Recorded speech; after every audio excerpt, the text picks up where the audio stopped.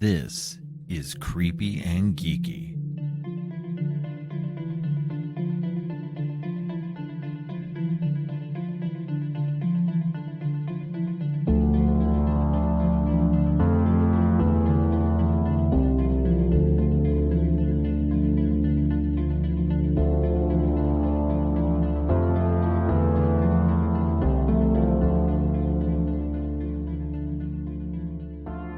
Welcome. I'm your host, Robert, and my guest today is Donna from the Donna Tha Dead podcast. Welcome back to the show, Donna.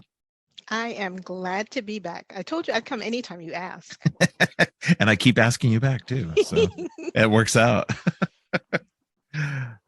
So today we are going to be discussing Mallrats and Chasing Amy. This is episode 2 of my Kevin Smith series of episodes.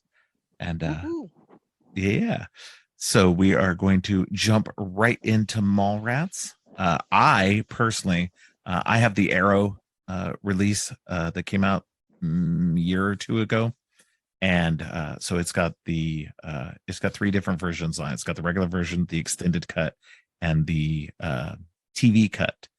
I only ended up watching the extended cut.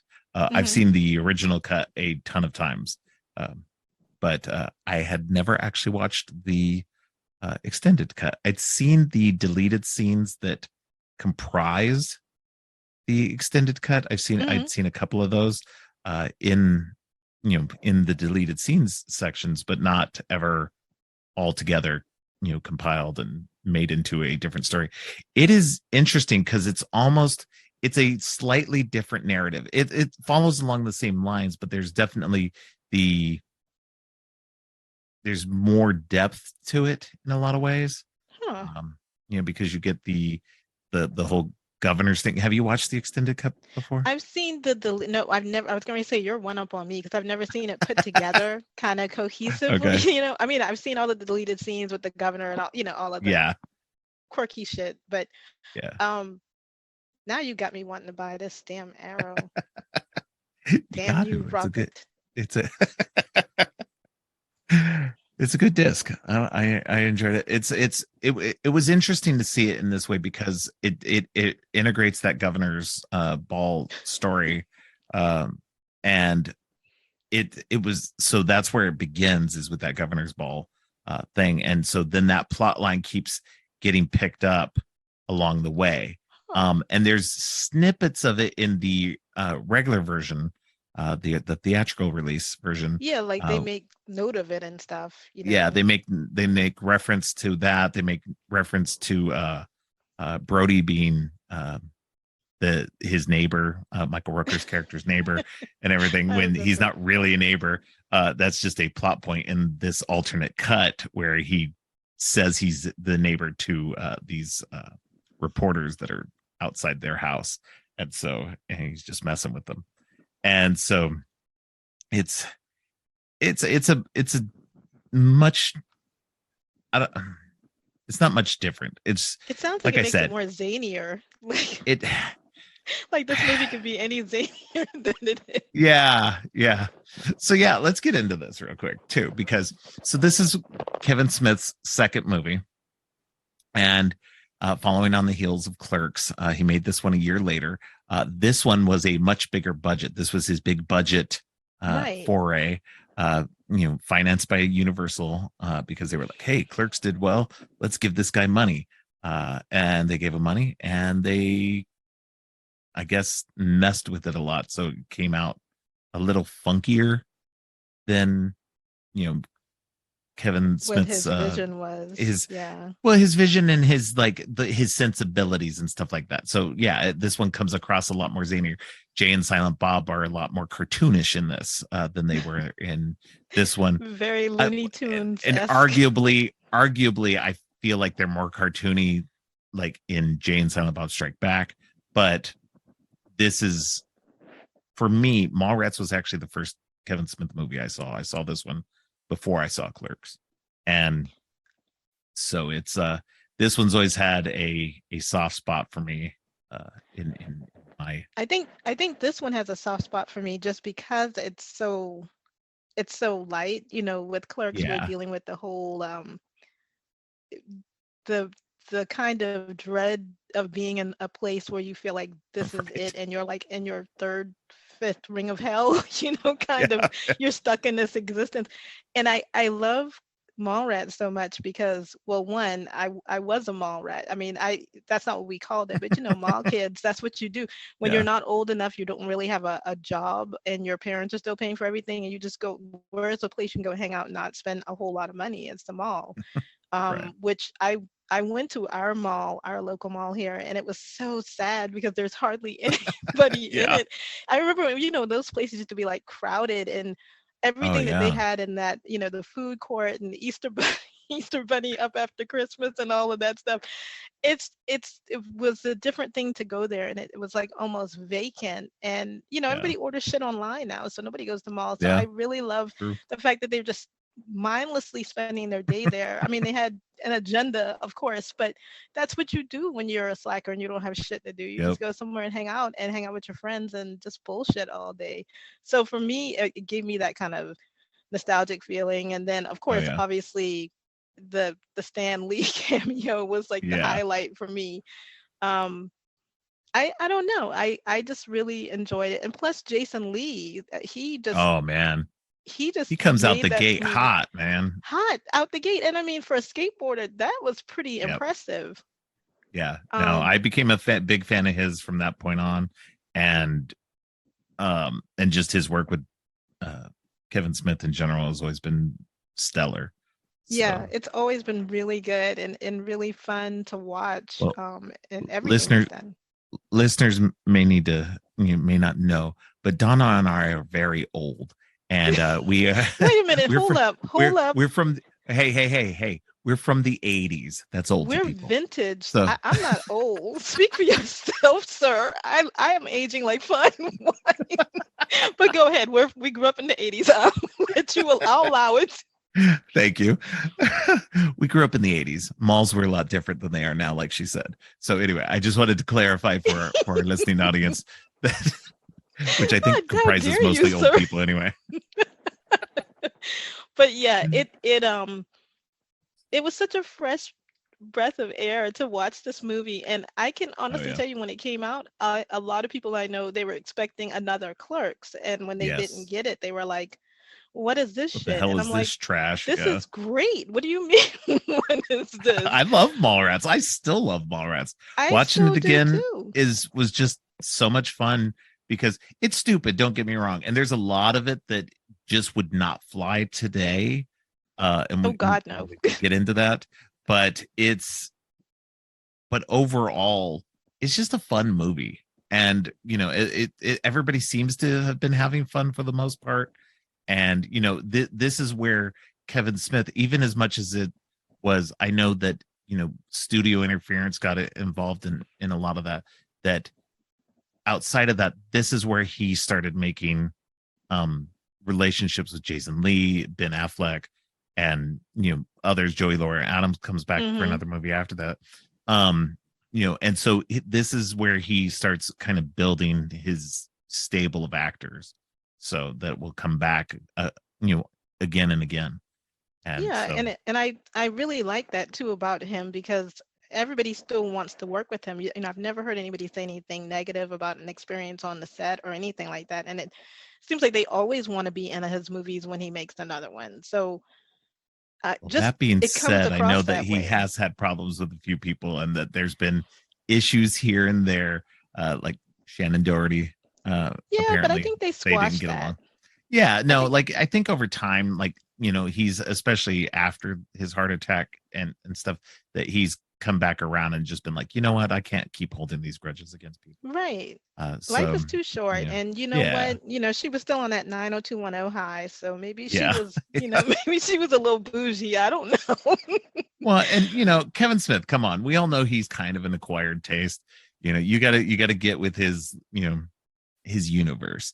And so doing an independent film, you know with somebody like that, when she's coming off of that 90210 Hmm. and everything, that she's coming in, she's the big star of the movie at the time, that this movie came out, Yeah, she was the big star. Like everybody else was exactly. like, Ben Affleck was brand new, and Jason Lee was brand new. All these people that were in this movie were pretty much brand new except for her, and so it's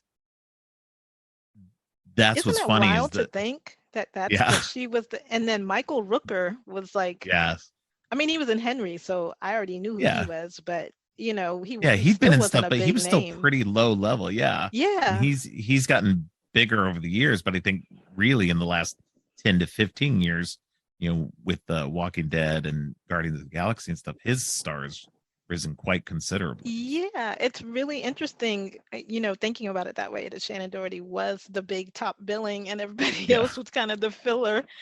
Um, but yeah, let's get into it. Let's start with Mallrats. So Oh man. So where should we so start? basically it's two guys get broken up broken up with by their girlfriends, Mhm. deservedly so in both cases. And um they decide to spend the day in the mall just hanging out, and hijinks ensue. That's the What I think I like the most is right out the beginning we see both of them getting dumped, and right. like Kevin Smith is, to me, he's reminds me of Quentin Tarantino. There's a certain thing about the dialogue that he has these characters say that I find myself quoting all the time. Right. Um, so the scene where he comes in and he's at Brody's and he's like, I too am in the framing business. So, Right. unless you're really so I say that to my friends all the time when they say they've broken up. Oh, you're in the framing business. um so they don't get it and I have to explain it over and over, but there's just certain things about the dialogue, and obviously he's a child that grew up watching Spielberg, because there's numerous Hmm. countless like Jaws references, the names of the characters, the main characters alone. Right. um and then him saying he was going to propose to his girlfriend at the Universal ride. Right. Only you would find that, appealing. Why would a girl find that appealing? I would, because I watched Jaws, but not too many other women would. Um, it's a stellar movie if you're in for a good ride and you just want to laugh. Yeah. But certain things that they say, like.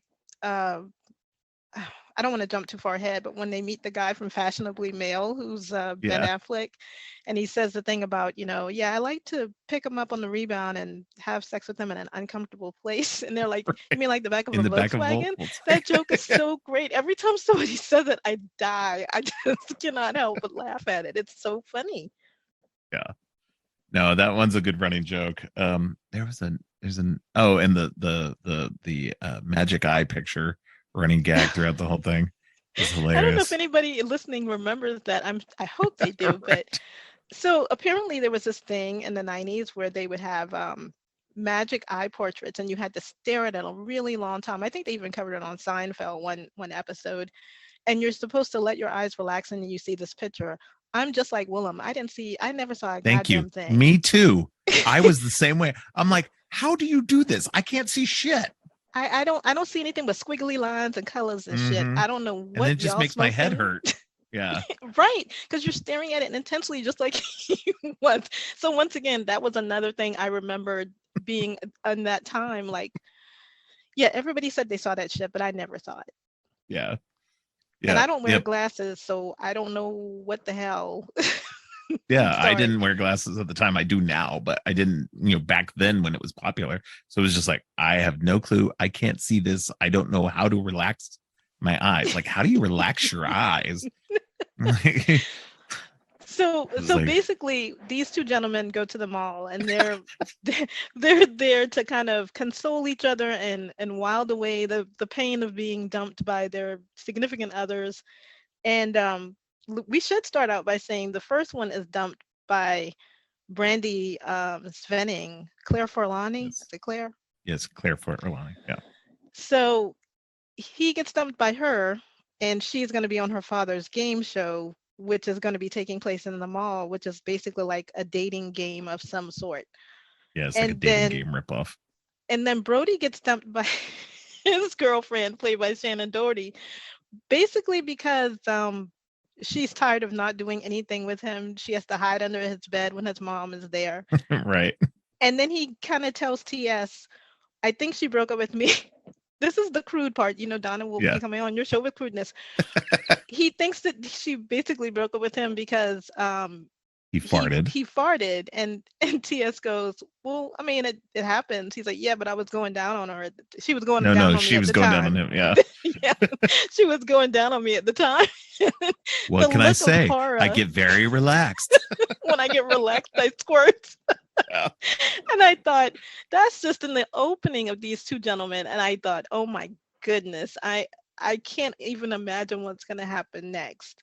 Um, and I love the fact that they get there, and of course, because it's Brody's mall and he sees something being erected, he wants to know what the hell is going on because, it's not Santa. That's not It's not time for that yet. And the Easter Bunny's been up since after Christmas, so what the hell? Um, and I just love how he thinks it's his domain. Like he knows Right. everything about that mall. TS doesn't give a shit about any of it, but he's just like, something's going on. I want to know what the hell is going on. And then when we find out a lot of stuff is going on, the dating stuff is going on. Stan Lee is at the comic book store because, Brody goes there and he can get his comics. We get Jay and Silent Bob. We get more of them. And I actually love them more in this than Clerks. I don't know. Oh yeah. In Clerks and Chasing Amy, they are barely used. You know, they're barely there, especially in Chasing Amy. But in Clerks, they're off and on there. This one, they're major characters. So And they're so much fun to watch because it they literally are. is like a Looney Tunes, Acme production every time that they come on screen. I wait to see what the hell is going to go wrong. Um, we get all of the cute Jay and Silent Bob things, just them being together. And I don't know. There's something about them. A lot of people are saying like they're like a modern Laurel and Hardy, and I can kind of see it, but Right. they're just their I think own thing. yeah, like I hear them compared to Cheech and Chong and Bill and Ted and everything. I think they're in that same vein, of course, just like two buddies who are just hanging out all the time, doing their thing. Right. And they're you're both a little goofy and possibly dim. And and so it's just I don't know. I enjoy them quite a bit in this one. I think in the first one I kind of don't like them in Clerks. I kind of don't Yeah. like them. They're just they're they're they're okay, but they're definitely not the characters that I'm like, okay, I really want to know more about them. They're okay, they're funny, but they're not as funny as they get in Mall until they get in the Mallrats. And then, Yeah, like I and I said, think oh, go ahead. oh, go ahead. I was gonna say in Chasing Amy, they're barely in it, and they're a more serious version. Um, they're less funny. Mhm. They're more caustic than anything. Jay especially, he's just you know, and then I think with Dogma and later, he kind of brings back that goofiness that he had with Mallrats. I think he realizes, this kind of works for them. Being these goofy guys, I can make them very silly and stupid. More so, more towards that Mallrats version. Maybe not quite so snoochy boochies, Yeah. but bring them back a little bit so that it's in some ways just as fun. So Yeah, I feel like in Clerks, well, one, they weren't really main characters, but they just seemed kind of dirtbaggy. You right, know what I yeah, mean? They just I do love, that Kevin Smith gave himself a good line to say to Dante, about not every woman's gonna bring you lasagna, when you're working or whatever. But I just feel like Mallrats, they found their niche. They found like what they want Jay and Silent Bob to be. And I agree with you. When you see them in Dogma and even on their own films, that's the kind of relationship I want to see on screen between the two of them. right, yeah, definitely. I'm waiting on you. You brought some stuff. I know. Well, my stuff isn't really until the next one. Oh my gosh. I Oh got some no. I stuff thought to you talk about Chasing Amy for sure. Um, well, n- I can tell you that oh, what was that? What was I going to tell you? It was something funny. Oh yeah. So in this movie, well, you already know this, but that shirt that Jason Lee wears with the kind of the morphed face. out face. Yeah. Yeah. You already know. Yeah, it's the other actors who auditioned for the role, Yeah, I thought that and who was did kind of not make it. cute. Yeah, Like you didn't really all make it in the morphed movie, together. but you're in the movie. Yeah. So yeah, that was a neat little way of doing it, and I appreciate that in what Kevin Smith does. Sometimes he does little stuff like that, and he's got his own brands, and he's got T-shirts that mean only something to, his universe, and so that's always a little fun Easter egg in a way. Uh, Oh, I love that. to, And the to look coffin, I for. think it's Coffin Nails. Is that Yeah, Coffin Nails, his cigarette brand. Coffin Yeah, Nails cigarettes? I yeah, actually love when directors do that. yeah, It's just like, their own little world, like you said. And plus you don't have to yeah. pay, any big name people when you come up with Exactly. your own stuff. You just get the prop department to make up a whole bunch of fake cigarette packs, and you're good. Uh-huh. So Uh-huh. no, and And we that's what I also like. have oh, go ahead. Go ahead. No, I was Oh, gonna I was say just we gonna. also we're never gonna get to You go talk. first. Thank you. So I was just gonna say I love um that we have all of these ladies in this movie. Yes. We see very little. I think Shannon Doherty, like you said, is the bigger name star at the time. We see so much of her, and then we get Joey Lauren Adams, who's just as cute as a button, and I love her. Her voice used to irritate me, but the more I watch her, the more I'm like, oh, you're adorable. You are just too adorable. Yeah, she didn't annoy me nearly as much in these two movies as she used to. Yeah, her voice used to really bother me. It's a little So, but grating, yes. yeah, uh, but uh, but it didn't bother me so much this time.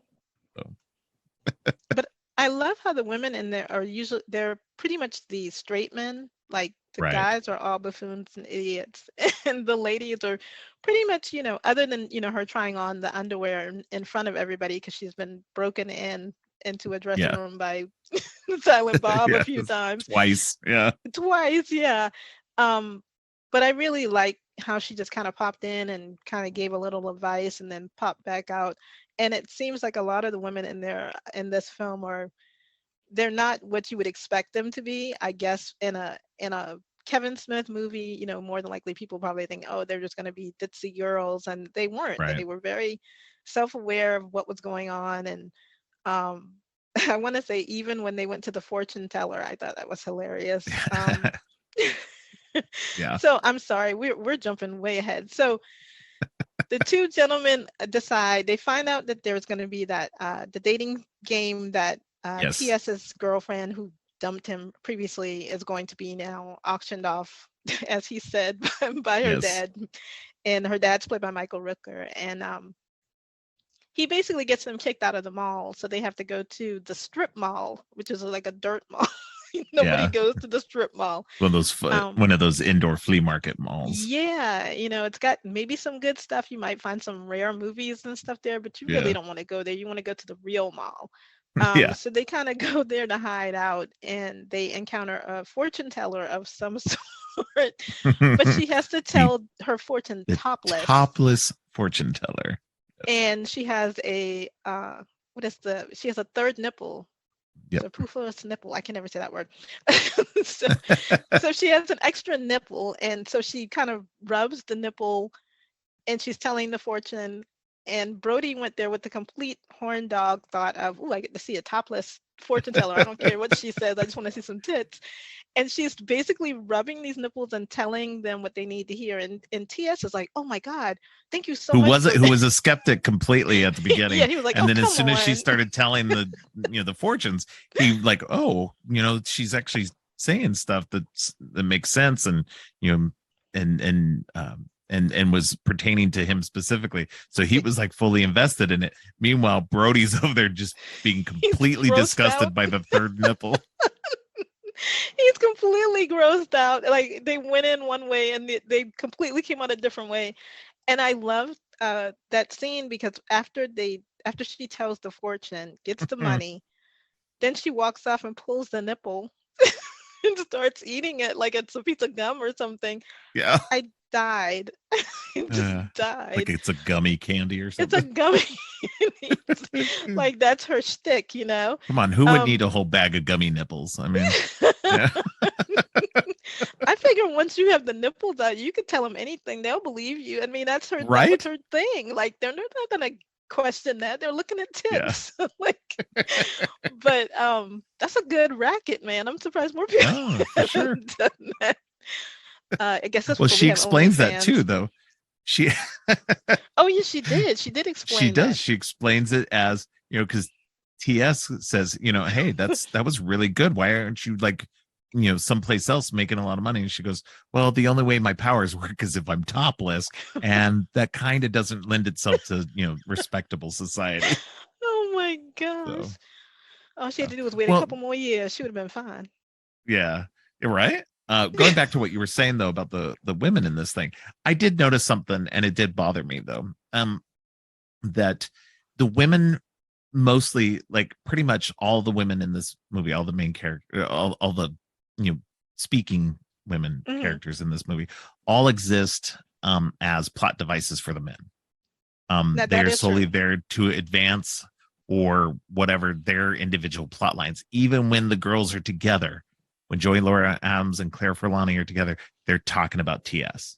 And Exactly. so it's unfortunate. I mean, it's one of those things where, I Kevin Smith's writing does get better as it goes along, and he gets more nuanced and more mature and everything. But definitely with this movie, and who knows if this was studio mandated or anything else, or if this is just his writing. But it definitely was something I noticed this time going through. It was just like, wow, this is not great. Like, It's yeah, they like, don't really have it's any not kind of great plot of character their work. own. Yeah, and that's the thing too, is like with TS and him constantly complaining about her being auctioned off and everything. It's a dating game show, dude. It's not like she's gonna have to marry them. She goes on a nice quaint date with these guys, and that's it. It doesn't have anything else to do with anything else. It's not like she's having to get married to them or anything. It's like, Yeah. chill, dude. Like, I get it. You were planning on asking her to marry you and everything else, but he, like, his stuff is so, like, I don't know.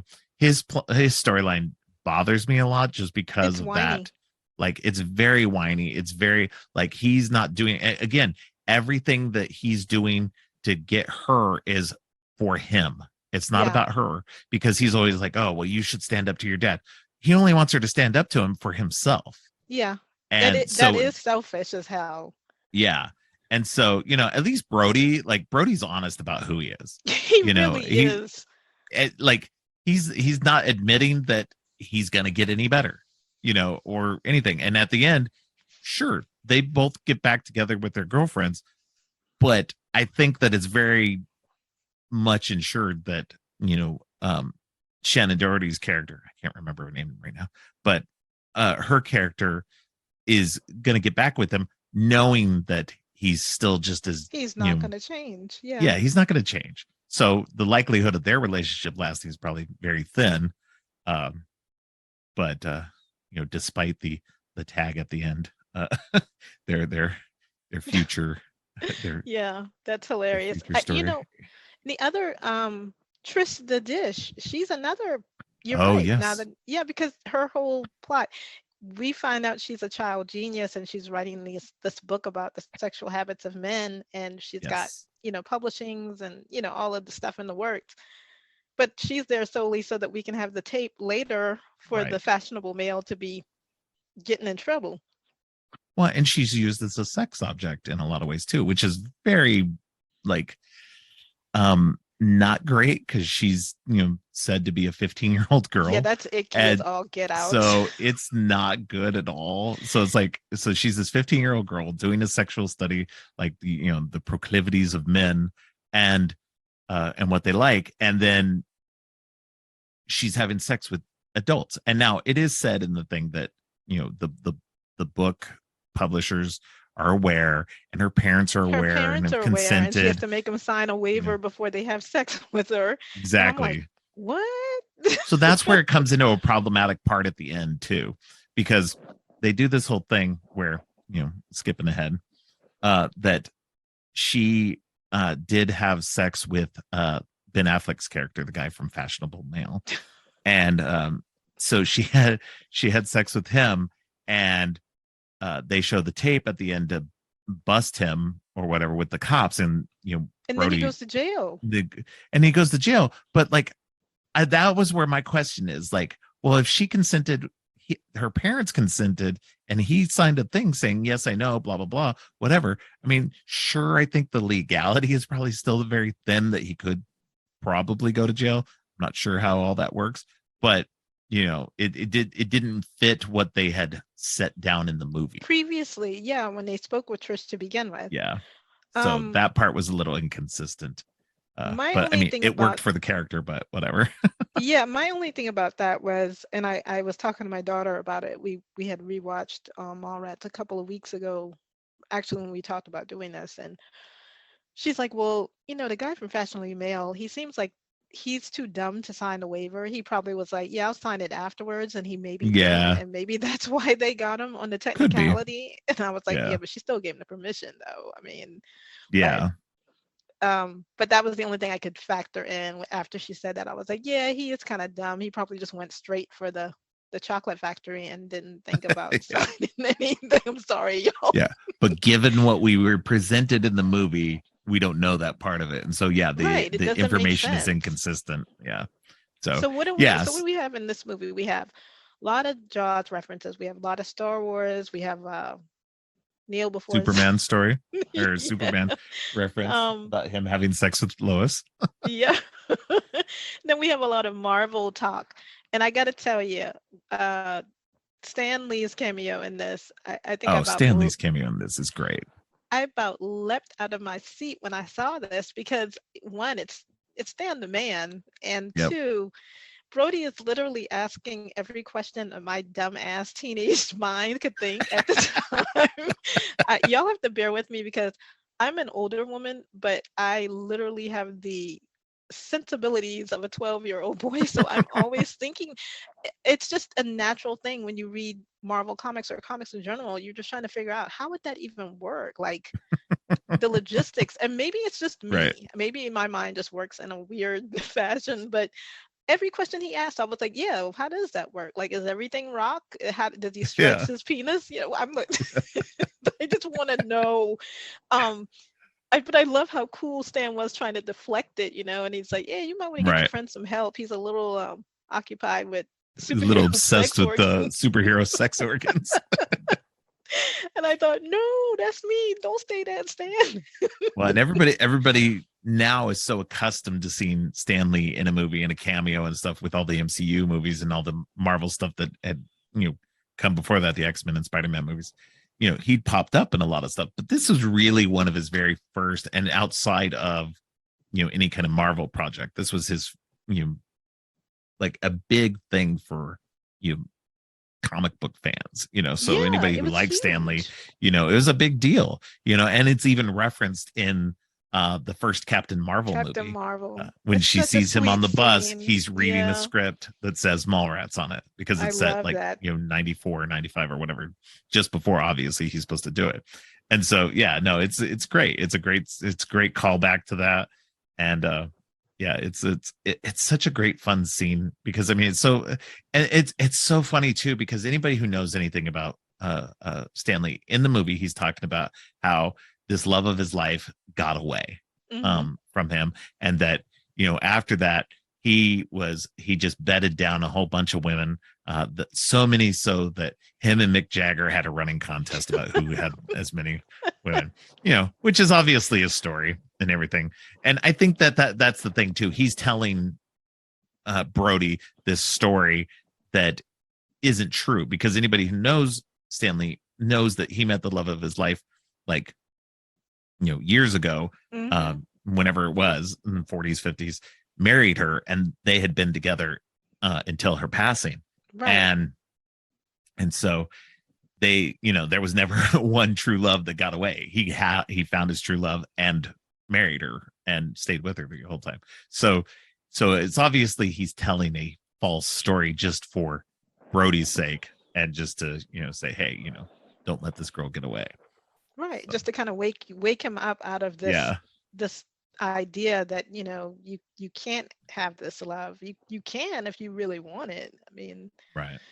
but it's such a sweet scene. I mean, it really Oh yeah. is. And I should have known when after he started talking to him and he kept going on, I was like, I should have already known in the back of my head that TS set this up. I don't know how I didn't see that coming. Right. That was so sweet. Yeah. Um, but yeah, it's absolutely like one of my favorite cameos and that I Oh think I've yeah. ever seen. And such a long role for him. I'm sure he was ecstatic to do it. Oh yeah. And I know Kevin Smith is really, really grateful that he got him to do it because I think that's Yeah. probably where all of that started, where people were like, let's Well, get they Stanley became in this friends movie. at yeah, and then they Oh, became can you friends after imagine? that. So Oh my gosh. yeah. Yeah. And then we do have like there are a lot of really well, like we said, the fortune teller, she was played by Priscilla Barnes. I think she Priscilla was in Barnes, yeah, she was Three's in Company. Three's Company, and then Yep. she went on to do the Rob Zombie Right. Devil's Rejects. Yes. Yes. So it's nice to see, older actors or actors that people might not maybe remember. I remember her, but Right. somebody that's new that's watching Rob Zombie films may not know who the heck she is, and she might get a whole new fan base. Um, and I know I'm gonna forget his name, but LaFours, the gentleman who played Hmm. LaFours, he was actually one of the I always said he looks like a Dawkins reject in Conan the Barbarian because he's got the long blonde hair and like he's like Right. swole, some muscles on top of muscles. So I thought that was kind of cute that they had him in it, just kind of wearing that little straw hat and being the security Right. guard. So cute. Silent security guard. He didn't have to say a word. He was No, great. his actions spoke louder than his words. But I mean, it's a great movie. We get It all of is. the It's very fun. the You Kevin all Smith things that we like, yeah. the Jaws references and movie references, Batman, and Jane just Silent he's a Bob. geek Yeah. like us. It's great. Yeah. Yeah. No, this is, I mean, despite any of the now dated iffiness of some parts of it, uh, you know, I think that overall it's still a fun movie. I still enjoyed it. It had been a while since I'd seen it, so it was nice to revisit it, and and still enjoy it because there's definitely been some movies that I haven't watched in a while, and wasn't as big into again. And not just Hmm. talking about Kevin Smith, but other movies that from my childhood or from my young adulthood that I've gone back and gone, oh, this doesn't hold up nearly as well as it used to. So, because times change, tastes change, whatever. But it's this one, like I said, despite the little things, it's still overall a fun movie, and it's fun to see a lot of these people at the beginnings of their Hello. careers. Can you hear me? I can hear you now. I think I blanked out, so I didn't hear what you said. Okay. Sorry. It's okay. I was just saying that I enjoyed this movie, especially because you get to see like the beginnings of some people's careers, like Ben Affleck and Jason Lee, and a couple of Jane Silent Bob. Obviously they get bigger in Kevin Smith's filmography as well. So it's Hmm. just fun to see it. And this is, as much as Clerks is obviously the first movie and it's part of his Viewsk universe, I think this is the one that really kind of you know starts the bigger connections amongst everything. Yeah, I think so too. And like you said, you get to see Ben Affleck, Joey Lauren Adams, all of these people kind of just starting their careers out and seeing how far they go. I mean, I never thought I Right. would have seen Ben Affleck, win an Oscar for anything, let alone Right. screenwriting or Yeah. anything or directing. I mean, honestly, I just thought he was going to be an actor and I'd see him and Yeah. stuff. But it's nice to see where they progressed and even Kevin Smith. It's nice to see how his films have Yeah. have kind of progressed and changed as he son of a bitch. It did it again. Anybody that's listening, I my connection is terrible, and y'all have to put up with me for a little bit until I get some better equipment. I'm not fancy like my host. I'm getting there, but not quite. Yeah. I'm not even that fancy, but Please. I just like busting your chops, man. yeah, I know. Well, So, speaking of Joey Lauren Adams, Ben uh-huh. Affleck, and Jason Lee, Yay. let's transition into Chasing Amy. Uh, So, this movie. Go ahead. I'm I going was to just let you gonna take the ball on this say, one. I love this movie. Everybody, and I'm just gonna throw it out there. Everybody wants to do an Annie Hall-esque movie, like their grown-up movie. Like this is my grown-up movie that you can Right. watch. That's not just, people talking about tits and whatever, whatever. They do Right. talk They can about do sex in something this with movie. depths. And they can do Yes. something with depth. Yeah. Yeah. I mean, we get a lot of the fun Kevin Smith stuff in here, Kevin Yeah. Smithisms, but it really is more of a mature story. And I think one a lot of people probably can relate to too. Yeah. Yeah, I think so. I think there's a lot of relatability in this. There's a lot more problematic stuff in this one. This one for me was a lot harder to revisit. At the end of it, I was just like, this one does not hold up as well uh in the end. So Now, what is it that doesn't hold? I mean, his his attitudes with like the characters, especially the attitudes with sex and sexuality, and the homophobia that is rampant throughout this, and the characters. Um, it's just I know from reading stuff that Kevin Smith was working through his own um, issues.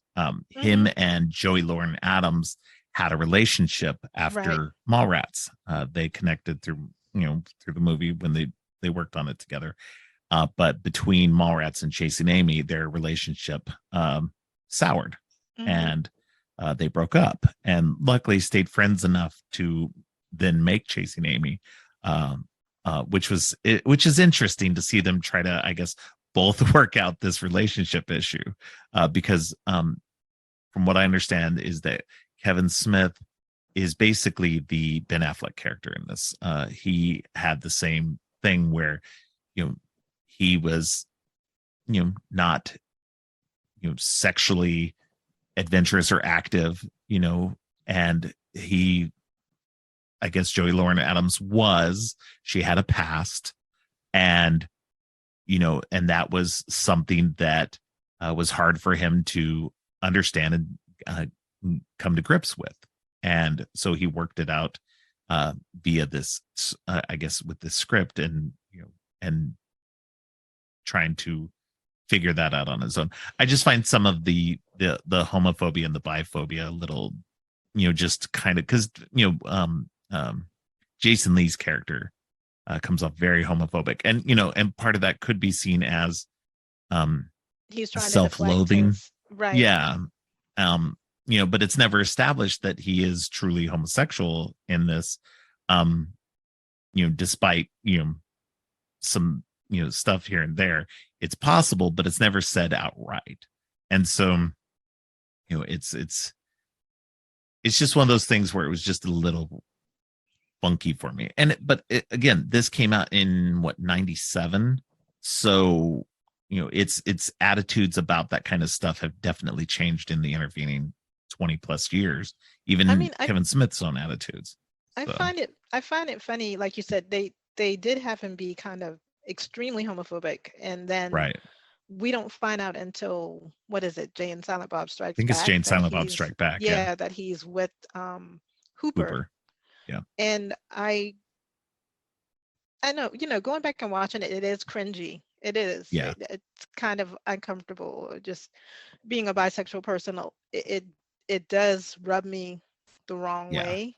Um, but once again, like we said, it came out in 97, so I don't think people were aware of how they could be more tolerant, or at least make Right. it more make it not as offensive, if Right. that makes any And sense. and that's the thing. I'm not blaming him. Like even he has come out afterward and said, yeah, this there's some things in this movie that are just not as good. And I, as a person, have since matured and and recognized that the things that were going on in this movie were not great.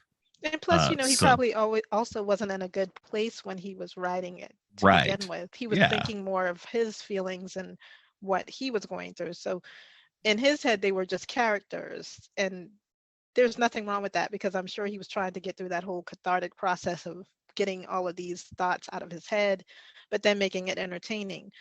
Um, the one thing I the one thing I didn't like about Chasing Amy, and I think it still kind of bothers me, is that we're kind of presented with Alyssa as being a lesbian. Like she's just a straight up Right. lesbian. And then it's supposed to be like, oh, well, she got one good man, so she's gonna switch back. Right. Yeah. People have had a big problem with that over the years too. Is that, oh, this is just the message of one dude, was enough to, change her from being a, full on lesbian into, a straight person, or at least Yeah. bisexual. It's almost like it's And a magical slipper. Like he was the glass yeah, slipper that fit yeah. perfectly. So I don't want women anymore. That shit don't happen. I mean, it No, just doesn't. I think no.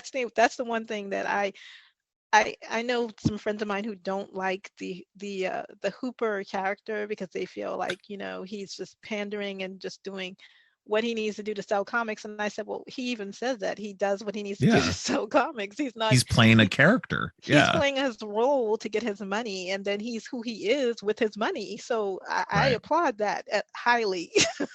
um, Yeah.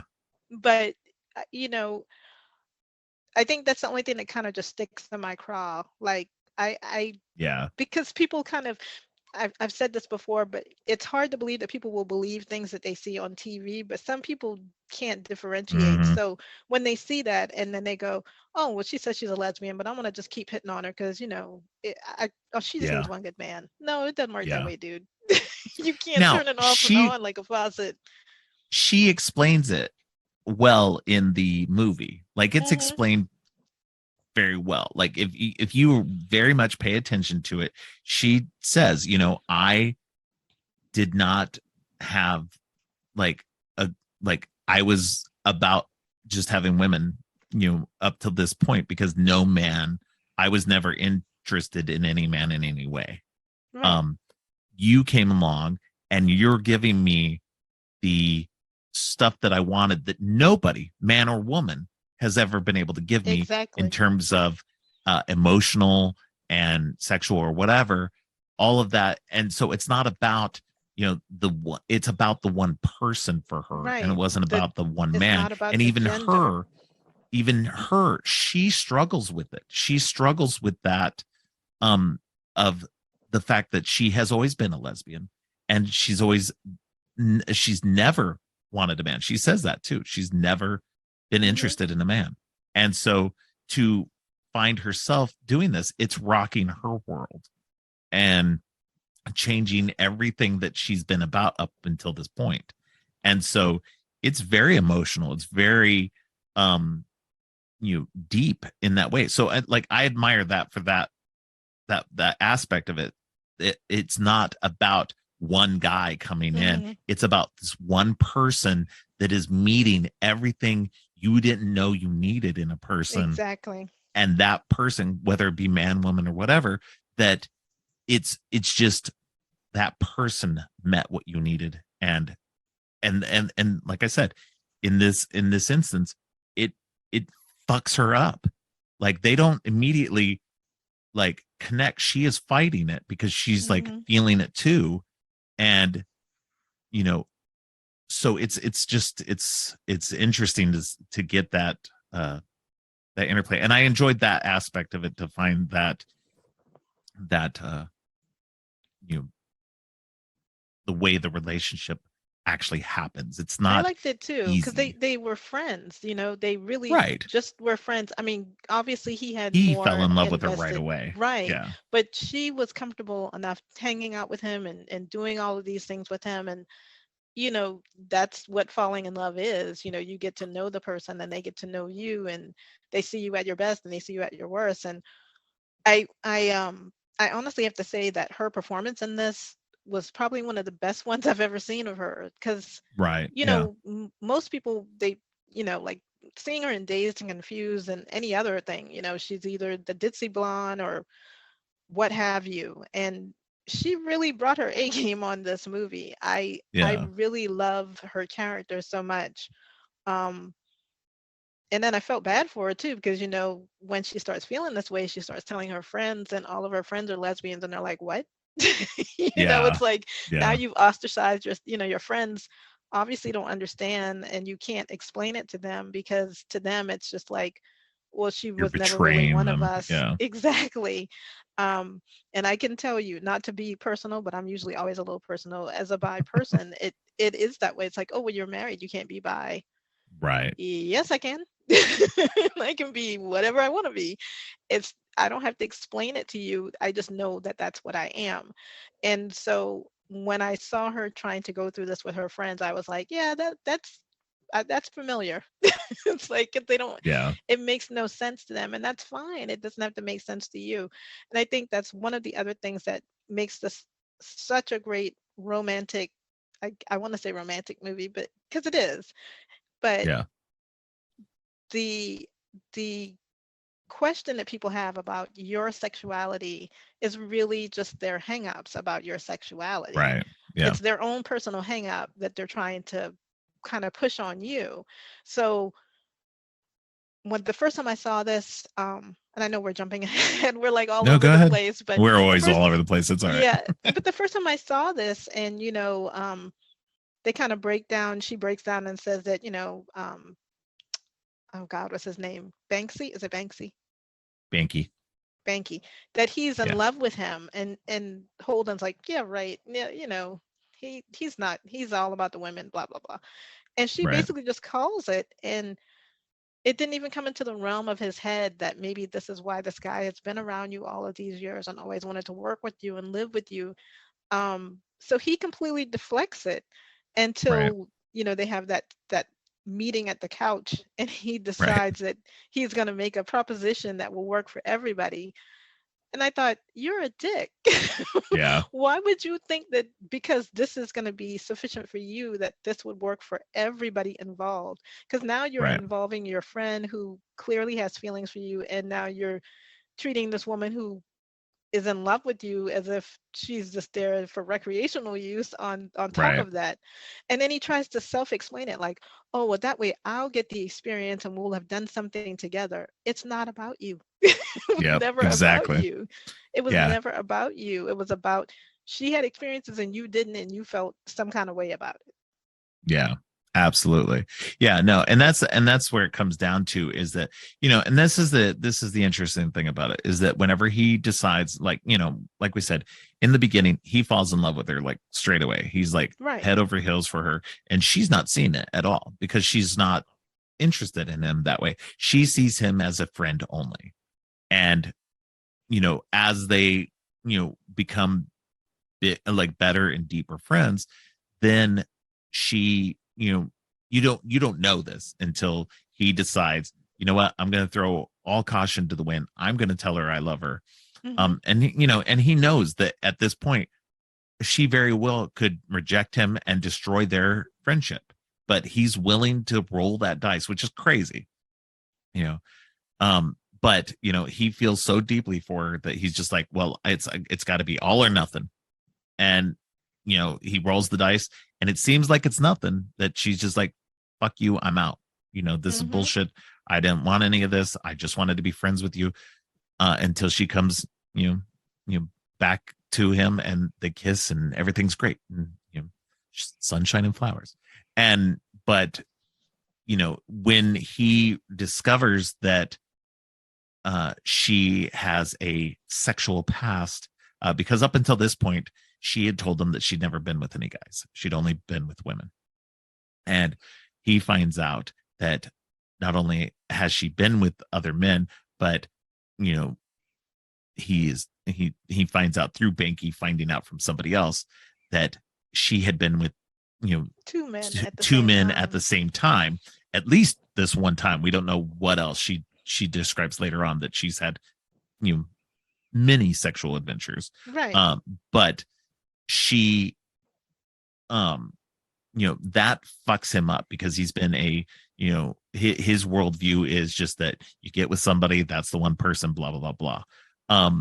And that's all well and good for him, but because he doesn't understand that, have somebody having a sexual past and having multiple partners and everything else, having this wild history and Mm-hmm. everything, and he's been super vanilla and hasn't done anything, that messes up his head really badly. And which is just stupid.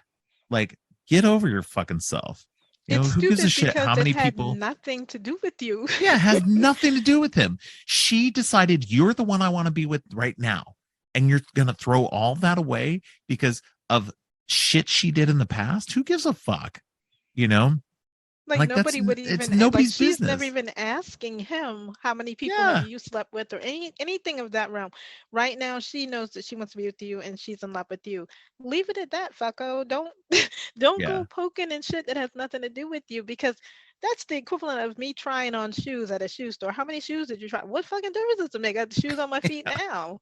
I mean, why do you care? And what irritated me, I think at the time because I was semi young when I watched this, Yeah. was that you are just so full of yourself to think that you had a magical penis and that was why Yeah. she let you into the doorway of her magical cave. That's not how Yeah. it works, buddy. I mean, if you were a teenager, she was a teenager, you think she never had sex with somebody? And of course she didn't tell you because to her it didn't count. She was experimenting and trying to figure out who she was. Right. And It they was weren't relationships. It was just sex to her. it was It just didn't matter sex. to her. And, when it comes down to it, and obviously he makes it this much bigger deal than it really is. And, and implodes his whole relationship with her, just fucks it up completely. And then tries in the absolute worst way to fucking repair it. Like you said, he sits Banky down, he sits her down, and tries to repair it and go, okay, let's have a three-way together so that I can do something with you that's crazy, and and we can all get this out of our system. And Banky, he's like, okay. Okay. um yeah. Because it's But been Alyssa, underlined there for like years, probably, yeah, that he's wanting to sleep with Holden. But, right, and then she gives him the speech, like, I love you. I wanted to be with you, but, you know, I'm not gonna be your whore. That's not gonna yeah, happen. yeah, And I'm I not going to just, do this because you want me to do this. Fuck you. you know I wanted you and only you, and that was it. I didn't need anything else.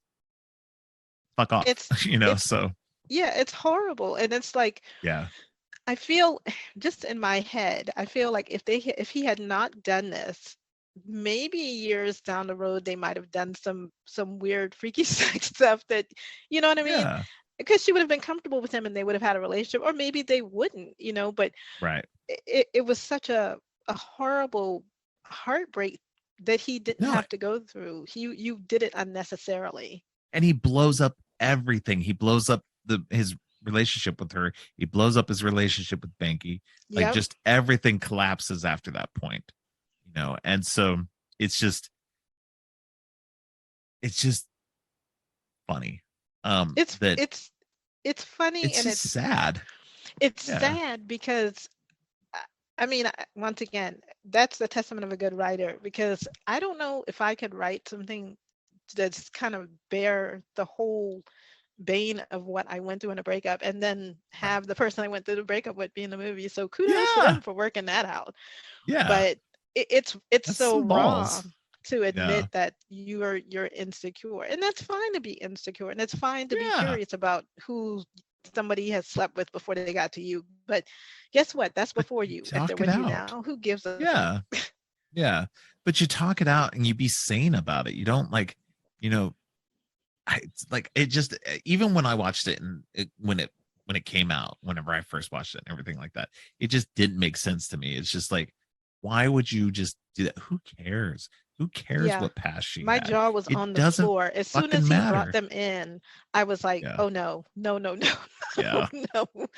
Um, But in the midst of the heartbreak, we do have humor because once again, Jaws references. I love the scene where Yeah, they meet up with Alyssa, and Banky is so happy that he sees her go over and kiss the lady because now he knows that there's no chance for Holden to get in there. yeah, But then they sit in there and they kind of reminisce about their sexual scars, yeah, like just giving the whole blow by blow. And I remember the first time I saw that, I busted out laughing, and my husband just looked at me like, "What?" And I'm like, "It's Jaws."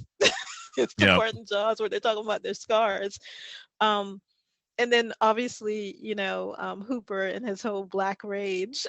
I just Oh my God, that is seriously one of my favorite scenes ever. when Like he breaks down the seriously, Darth Vader thing. yes.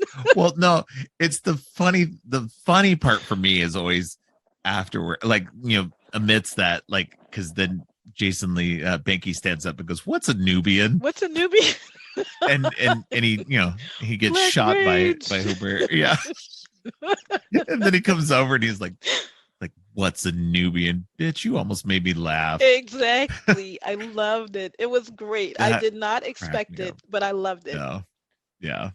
No. And that's just, like, again, Jason Lee, like, is, to me, he's such a good comic actor that these movies that he did with Kevin Smith and stuff that he did later, My Name is Earl, and everything. He's just so good at it. And it just, I miss during the, I guess, late 90s, early 2000s, Kevin Smith got the rights to, I guess, one or two of the Fletch books.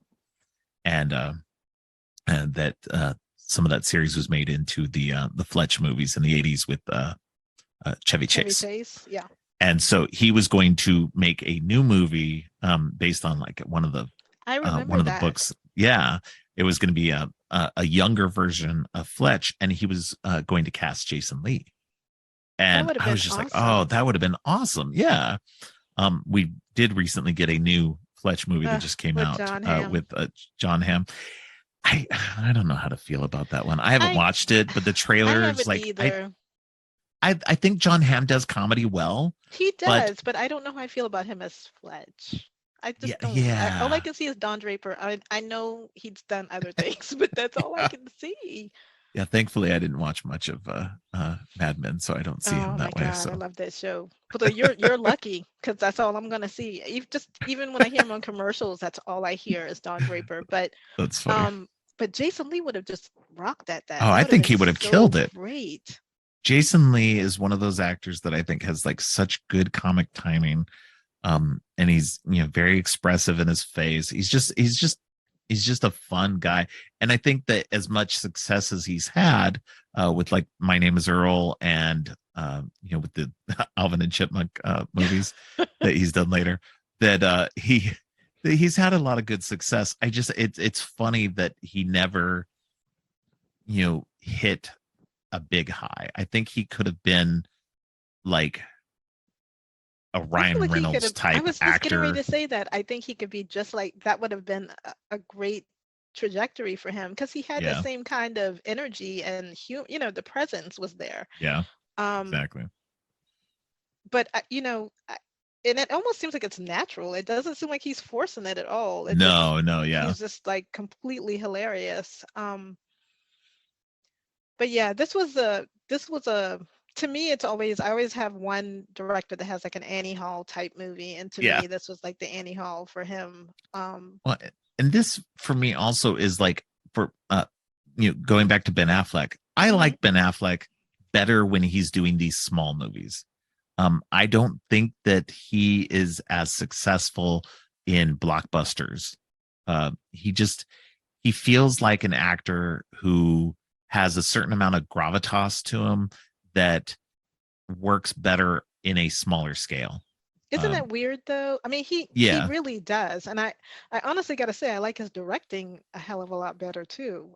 yeah. I don't know if you've seen The Town or I've Gone Baby seen, Gone. yeah, I've seen a couple of them. Yeah, it's been a They're while, but yeah, really yeah, they're good. good movies. But I agree with you. The smaller film, I have fun with reindeer games, but no, it's Yeah, like please stop. Daredevil, being Ugh. Batman, and stuff like that. Like, all that stuff is like, okay, I know you're you're trying, but it doesn't. There's something about him that just does not work as an action guy. And as much as he wants to do it, it's like I just feel like he's much better in these smaller movies where he can be more emotional and more connected to stuff like, with Chasing Amy and later with Jersey Girl. Oh, I He's love that just movie. I love Jersey Girl. It's A really lot of good. people don't like it, but he's really good in that one. And He's so good and in that's that where I'm one, and yeah, go oh, ahead. go ahead. We keep No, you doing go. that, Jinx. I saw him in what was it, Gone Girl, and Oh I yeah. completely forgot that I was watching Ben Affleck because he was so good in it. He's good in it. Yeah. I was like, wow, why don't you do this all the time? Like literally Yeah. do this all the time. Yeah. No, I think he's much better in the smaller, more dramatic, comedic stuff, more in that vein of things more than the action stuff. Yeah, It I'm just the I'm action kind of stuff over just the doesn't work action as stuff. yeah. It's like they keep saying though, okay, well he was done with Batman, but apparently he's going to be in the Flash movie as Batman, and I'm just like, okay, I mean, if thought we somebody's were going to done. throw me a couple of $1 million, I'm not Well, going to say yeah, of no. course, yeah, I mean, but I agree with you. I would stick to what works best for you because he yeah, directed the town and he was in the town, and it was yeah, really one of the better performances I've seen of his. right, Um, but kudos, like I said, to Kevin Smith, and I do yeah, love Silent Bob's, little soliloquy yeah. to him about, chasing Chasing Amy, Amy, and I just love Jay's reaction because he's heard the story so many times. He's over it. He's like, man, you're telling that damn story again, you know. But it hit home. I mean, he's yeah, giving him the answer, but then he goes and fucks it up anyway. Like he literally told yeah, him it wasn't about what she did before you. The fact that this one person chose to be with you, that's all you need to be concerned with. Anything else has nothing to do with you. yeah. He listens to It's that advice and completely ignores it. just missed the bus. Like he just missed the Yeah, whole goddamn railroad. He just I'm sorry, but he did. It was he horrible. did. He missed Oh the whole my goddamn point of it. goodness. Yeah. Um, but then the whole the other thing that once again, like I said in Mallrats, I love the fact that we see them at a comic book convention, and that's how they all kind of Yes. met and converged and know each other. So it was nice to see at the end that everybody was doing their own thing. I think at the beginning people were giving Banky shit about being a tracer, Him being a tracer. Yeah. but he had already, he's doing his own comic, and um, I think he sees Alyssa, doing her thing, Yeah. and they kind of, see each other. But a friend of mine said it seemed like there was a hope that they would get back together, and I said, "There's no way in hell they get back No. together." Yeah. Because how can you look at somebody that looks at you that way and thought that you were able to just throw caution to the wind and say, "Okay, let's do this," just so you can feel better about yourself? That's that's where I was like, no, they No. saw each other, but nothing's gonna happen there. That's over. Well, for a epilogue to that relationship, you do find out in Jay and Silent Bob reboot that they did stay friends over the years, and Alyssa was involved with another woman, and they wanted a baby, and uh, Holden provided the baby batter for that, and and and they had a kid together. So they all help raise the baby together, and you know it was a nice little uh epilogue to that, to see that they still maintain being friends, and you know still had a future together in a way. In a way, yeah, nothing like it Yeah. was before. But and it No. was also nice to see that we found out that Hooper and Banky were a couple, Yeah. despite his homophobic Yeah. Oh, that was in musings Strike Back. prior. Yeah. Yeah. Yeah, the strike back. Yeah, that was great. Yeah. I actually Yeah. liked that. I thought it was funny, that they were together. Yeah. I didn't think I would. I don't think I'd ever put the two of them together in the same No, line, no. but But I mean, it makes sense in a way, especially with the interplay between them in the panel that is discussion. And true. everything. So Oh my gosh. So, um, do we have anything else to say about Chasing Amy other than it was great and sad and problematic, and and problematic? but yes, it's a good movie. It's not one that I think, it's never been one, never. It's never been one that I go back to when I want to jump into Kevin Smith stuff. It's very heavy. It's very, like I said, it's problematic. It's fun at times, but it's not the fun that I look for when I'm looking for a Kevin Smith movie. I Right. gravitate more towards Mallrats, Jane Silent Bob Strike Back, that kind of stuff. The more fun, goofy shit that isn't so heavy. And he does, and this is what I think is interesting about Kevin Smith, is that amongst the goofiness and the silliness, even in Mallrats and Jane Silent Bob Strike Back, that he's very heartfelt as well. That he's all about relationships, friendships, romantic relationships, Mm-hmm. just relationships in general, and how they fracture, come back together. All of that is interesting to me. That he does this in many of his movies, especially in the View Askew stuff. And I think it's that's why it's we it's like fun it to so see much that. though, because it's got a Yeah, lot of heart. It's like you said, there's a heartfeltness throughout it, even with the cock knocker jokes and yeah, all of yeah, the various things that we get. It's we can see that there's a love and there's a relationship there that you know even if nobody else gets it, those characters do. So right. it's nice.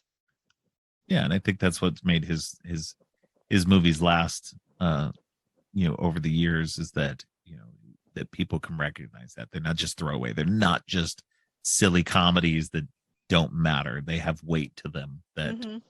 that others do not. Well, I do find it interesting that Quentin Tarantino did say that Chasing Amy was one of his favorite movies of 1997, and I was Yes, like, wow, that's pretty awesome to have him say that he loves your movie. But once again, Kevin Smith makes me think a lot of Quentin Tarantino in the dialogue, the right. just Yeah, really succinct dialogue and stuff that doesn't sound hokey or when you're watching a movie and it doesn't sound like a movie, that's when you have extremely good dialogue. And right. this is one that always pulls at my heartstring. I'm like you, I don't go back to it that often. I think we watched it recently and I probably hadn't seen it for 10 years, Yeah, maybe until then, just because I own it and I love it, but it's not something unless I'm just in a mood to see somebody's right. heart get stepped on. I Yeah, don't yeah, typically go there.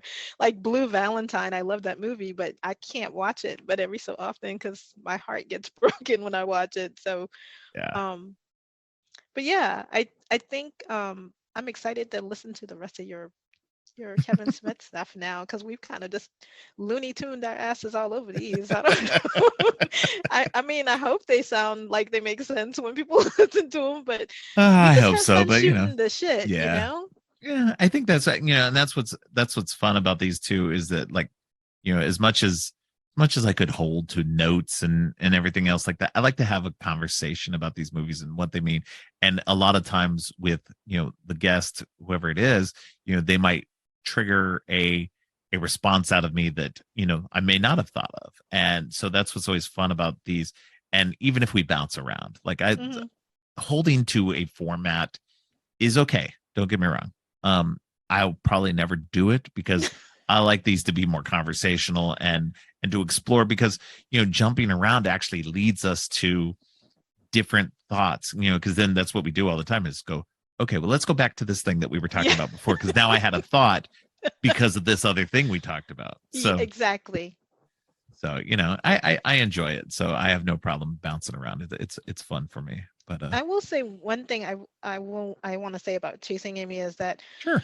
I think everybody who is starting a relationship should watch this movie to make sure that you don't do the same damn Yeah, thing doing, you that don't do these mistakes. Yeah. because I mean you're already in a relationship. Build on that. I mean the past is The insignificant if you're past is the together now. past. Yeah. Exactly. Yeah. Unless for some reason your past is going to come back to bite you in the ass in some Yeah, way, no shit. let it go. Like leave it. Please let it go. That kind of stuff just is not important. And And it's toxic. You don't need yeah, it because exactly. it's even going back to Clerks when he asked Dante asked Oh his yeah. girlfriend how many dicks have you sucked, and she tells him, and he's like, "What?" It's like, It's like, who cares? why She's do with you you care? now. What does it Right now, matter? she's wanting to bring You you know? food and take care of you, and that's Yeah. the only thing you can think of. Yeah. No, Um, it's yeah. Yeah, that's the but thing that's funny is Kevin Smith has some very terrible characters. Not in terms of being like, they're badly written or anything. No, they're very well written. You are meant to not like these people. oh my So gosh, yeah. And that's what's great about it. He writes protagonists you can despise. yes, You can still enjoy following their story at the same time as just recognizing that they are terrible, terrible people and, hoping that they will get better over time. Maybe. Who knows? probably won't, but Probably not. we can hope. Yeah. All right. Well, sir, do Well, we have anything else to say about either of these movies? I think I am done. Do you have anything else? No, I think I love um, Chasing Amy because we got to see a black character, and I was glad that he was starting to Yes. put more in. And I get it because when you're a director, you write what you know, and you don't want to make it Right. anything that's going to seem stereotypical or kind of too cartoonish. And Racist I or thought, yeah. yeah, and I thought Hooper was a great balance of that. He had the whole militant act, and then we find out that he's actually a homosexual, which was great because you never get to Yeah. see that. And he was very comfortable with who he was and what he was doing. So um, I think that was probably one of my favorite things. The whole Star Wars breakdown was just brilliant, and just I to the T. It was just great to see that. And every now and then I'll say that to one of my friends, and they'll be like, "But don't you?" That whole don't. You're saying deep down we want to be white, and he's like, "Don't you?" Little things from that movie, I Yeah. still like all of his movies. Literally, I quote everything that they do, and if people know it and they get it, I know that they're cool, and then I'm good to go. That's Yep. usually how I test people. If I say a movie quote and you get it, then we're good to go.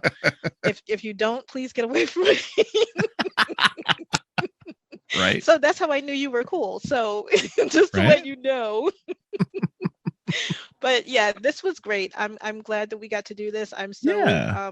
I'm looking forward to your next series because the Tarantino one was amazing, and I cannot wait to Oh, listen to thank all you. of these.